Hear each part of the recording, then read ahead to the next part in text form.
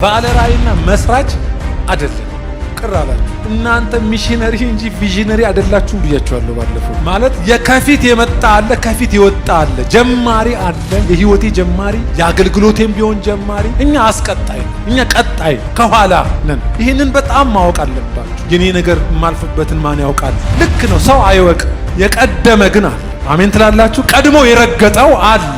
በነገር ሁሉ የተፈተነ ከኃጢአት በቀር በነገር ሁሉ እንደማ የተፈተነ እንደኛ የተፈተነ ቀድሞ የረገጠው ስላለ ቀዳሚ አለን። እኛ ተከታይ ነን። ባይዘው አገልግሎትም ቢሆን በሐዋርያት ሥራ ምዕራፍ 1 ቁጥር 2 ላይ ሲናገር ጌታ ኢየሱስ ክርስቶስ የጀመረውን ያንን ሥራ የጀመረውን ይላል አይልም እንዴ? የጀመረውን ይላል። እንደገና ፊልጵስዩስ ምዕራፍ 1 ቁጥር 6 ላይ ሲናገር በእናንተ መልካሙን ሥራ የጀመረውን ነው የሚለው። እስቲ ጀማሪ ኢየሱስ ነው ብለው አንዴ። ከብዙ ዓመት በፊት ወደ እስራኤል ሰዎች የእምነት ተግባሮቻቸውን ለመፈጸም ከኢትዮጵያ በእግር አቆራርጠው በሱዳን በኤርትራ በሱዳን ከዛ ደግሞ በሲናይ በረሃ አድርገው በሰርጥ በጋዛ ሰርጥ በኩል እስራኤል ይገባ እንደነበር ታውቁ ይሆን? ያኔ እስራኤል ይኬድ የነበረው በእግር ነበር። እንኳን ከግብፅ እስራኤል ወይም ጀሩሳሌም እዛው አጠገቡ አይደለም ከኢትዮጵያ የሚበዙት በጣም አንዳንዶቹ ካልሆኑ በስተቀር ይገቡ ነበር እስራኤል። አንዳንዶቹ በረሃ ላይ ሞቱ እንደነበረ ታሪክ ከትቦታል። እና ትልልቅ የእምነት ተቋማት በዛ ስለነበረ አሁንም እንዳሉ ይታወቃል። እና ይህንን የእምነት ተግባር ለመፈጸም ብዙዎቹ ከክፍለ ሀገር፣ ከሰሜን፣ ከዚህ ከመሃል ከሸዋ በእግሮቻቸው 10 20 እየሆኑ አቋርጠው በእግሮቻቸው ተሸክመው ይሄዱ ነበር። ብዙ ጊዜዎች እየፈጀባቸው ቀናት እየፈጀባቸው ይገቡ ነበር። እና ይሄ መንገድ እንኳን ከግብፅ እስራኤል ከኢትዮጵያ ይደረግ ነበር። ምን ያክል ቆረጣ ቢፈለግ ቶሎ የሚደረስበት አገር እንደነበረ። እንዴት ቢሄዱ ነው ግን 40 ዓመት የፈጀው? እንዴት ቢዞሩት ነው?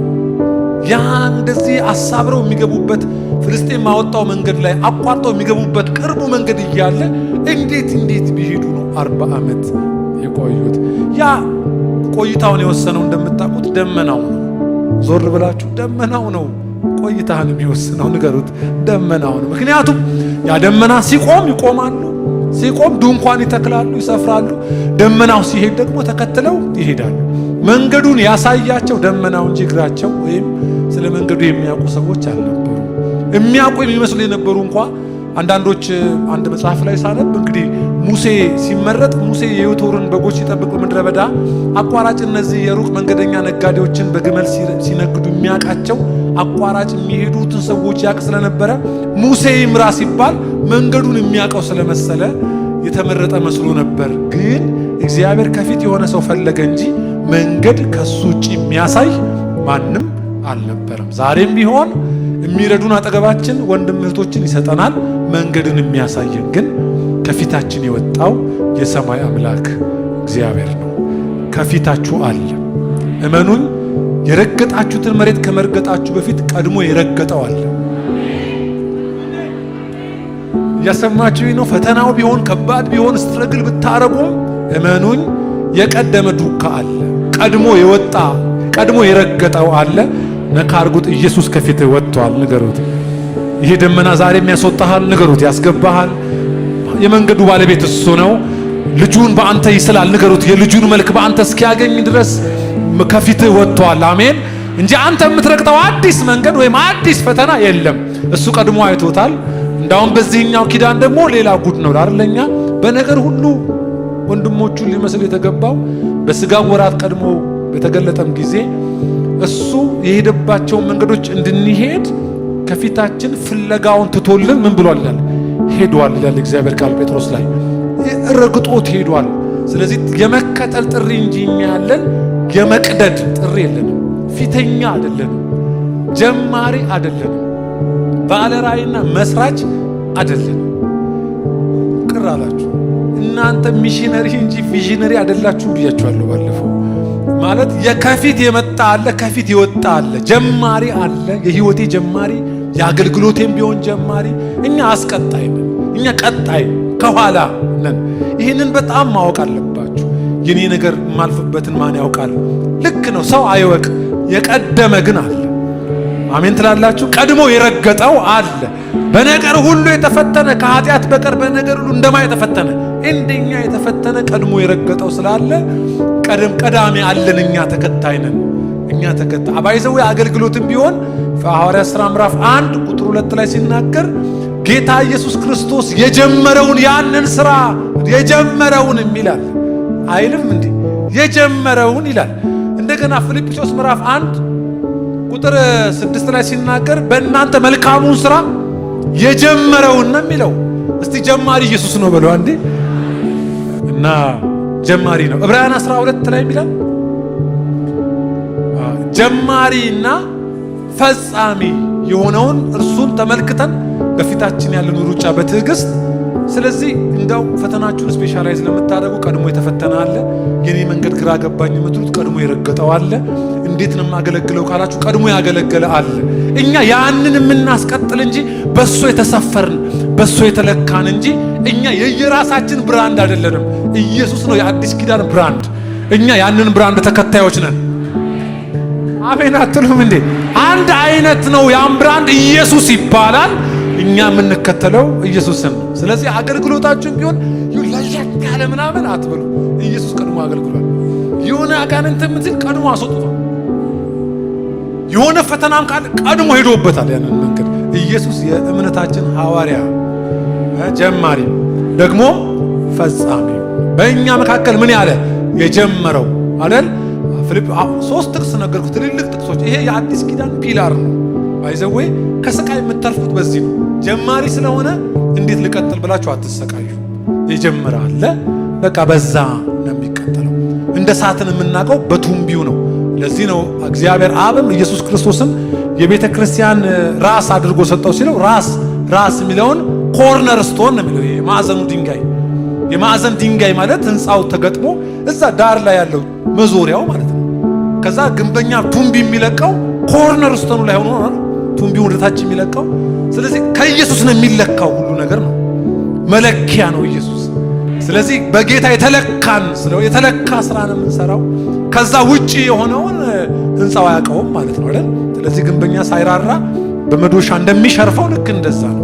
ስለዚህ የተጀመረ እኛ በዚህኛው ኪዳን ደግሞ ቀድሞ የረገጠ ቀድሞ ከፊት ሄደ፣ በአገልግሎትም ቢሆን የጀመረ በመከራም ቢሆን ቀድሞ መከራ የመጀመሪያውን ጽዋ የጨለጠ እና ደግና የመጀመሪያው ጡጫ ያረፈበት አለ። እኛ የሚያርፍብን ካለ እሱን አሳደው እንደሆነ የሚያሳድዱን አይነት እንጂ የመጀመሪያ ተሰዳጅ እሱን ጠልተው እንደሆነ እኛን የሚጠሉ ሲሆኑ በመጠላት አልጀመርንም።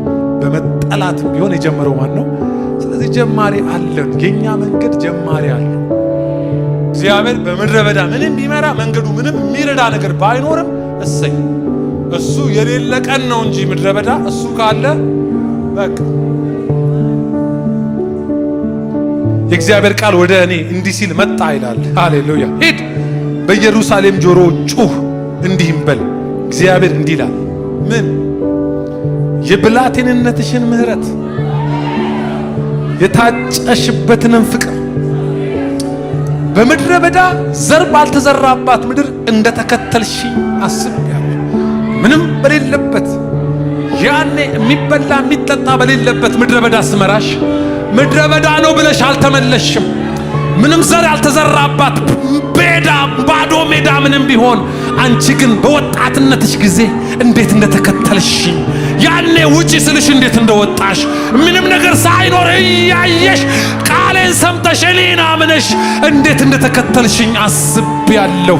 አልረሳም እኔ ያኔ እንደተመራሽ አስቤያለሁ። እንዴት ሆነሽ የብላቴንነትሽን ምሕረት የታጨሽበትንም ፍቅር ገና ያኔ ምንም በማይታይ ሳትበሲ ሳታድጊ ትልልቅ ሳትሆኚ ምድረ በዳ መንገድ ነው ስልሽ እሺ ብለሽ ወጣሽ። የሚታይ ነገር ሳይኖር እሺ ብለሽኝ ወጣሽ። እኔም ደግሞ ምንም በመሌለበት አምነሽኝ ወጥተሻልና ያንን በልጅነትሽ የሄድሽበትን መንገድ አስቤያለሁ። ዛሬም እሱን አስቤያለሁ።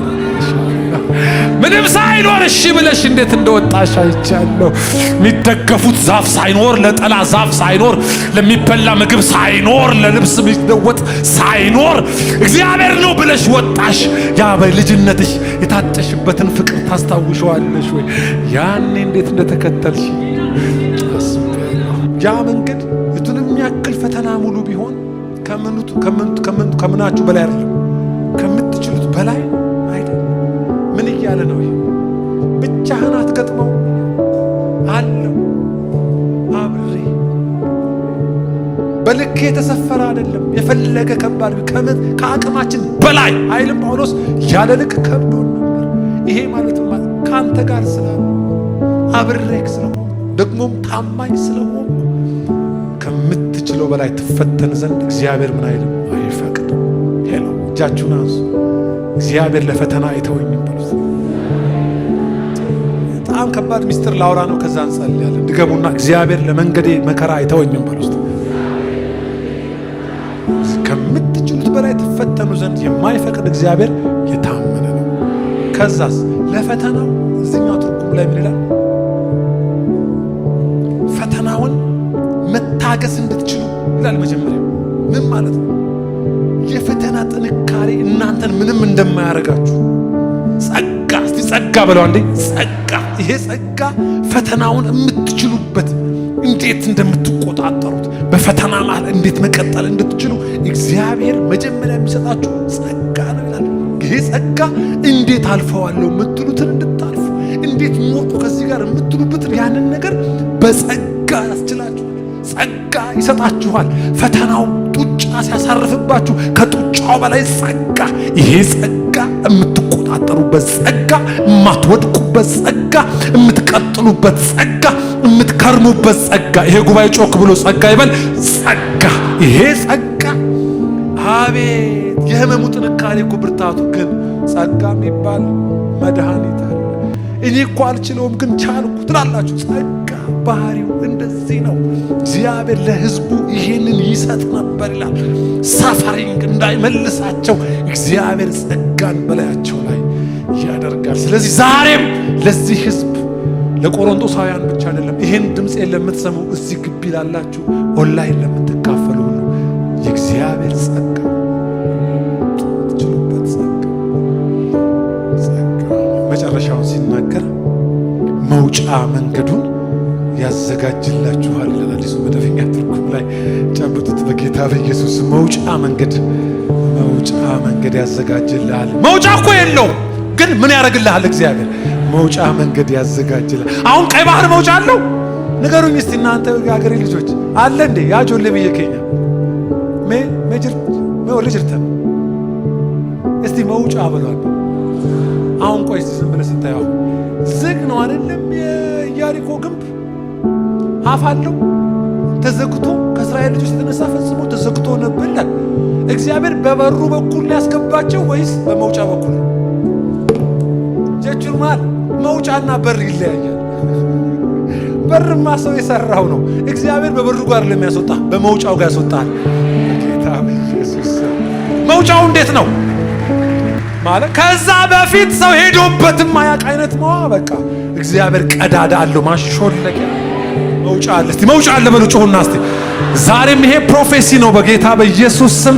ለየትኛውም ፈተናዎቻችን ውስጥ ላለን እግዚአብሔር ጸጋንና ከዛ መውጫን ሲጮሁና ጸጋ በለው አንዴ፣ መውጫ በሉ እስቲ አንዴ።